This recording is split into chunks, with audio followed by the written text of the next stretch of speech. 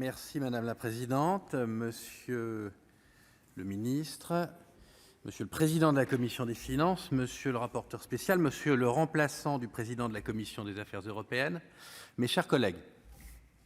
L'an dernier, j'avais ouvert mes propos par la violence de la crise que nous traversions et les blocages qui subsistaient dans les négociations du nouveau cadre financier pluriannuel 2021-2027.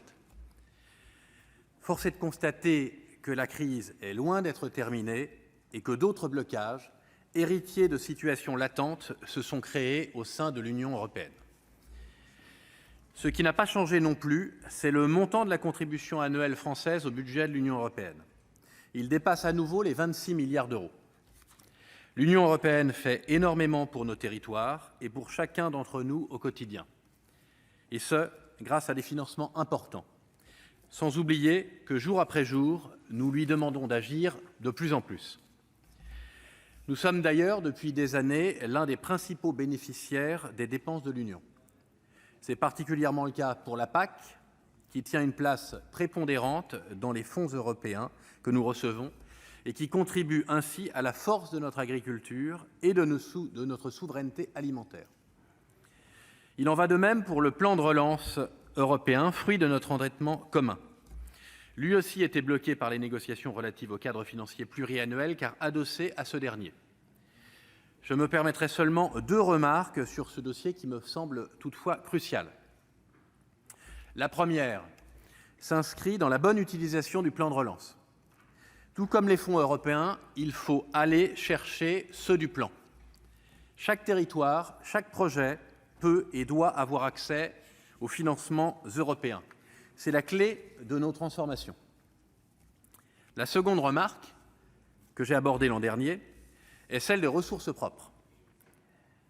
Elle est de loin l'une des interrogations les plus importantes quand il s'agit d'évoquer notre contribution. Dans cet hémicycle, en février dernier, nous avons ratifié la décision ressources propres. Elle prévoit notamment un calendrier. Certaines délibérations devront se tenir devant la présidence française du Conseil de l'Union européenne. Nous comptons sur le gouvernement, monsieur le ministre, afin de mener des discussions efficaces pour faire émerger des solutions pérennes. L'enjeu est trop important pour être remis à plus tard. 2028 sera la première année du remboursement de notre dette commune et autant dire que c'est demain.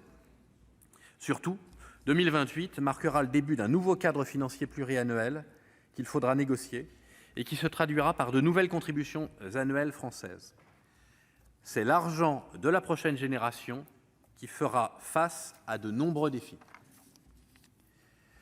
Alors que notre jeunesse nous exhorte à prendre des décisions dans d'autres domaines, notamment sur le climat avec la COP26 qui s'est achevée, nous devons prendre nos responsabilités sur les volets économiques et financiers. Là aussi, il y a urgence, des ressources propres solides sont nécessaires. Tout comme l'an dernier, il y a des incertitudes et des limites, mais tout comme l'an dernier, le groupe Les Indépendants votera en faveur de l'article 18 de ce projet de loi de finances. L'Union européenne n'est pas une option, c'est un levier indispensable pour faire face aux défis actuels. Je vous remercie.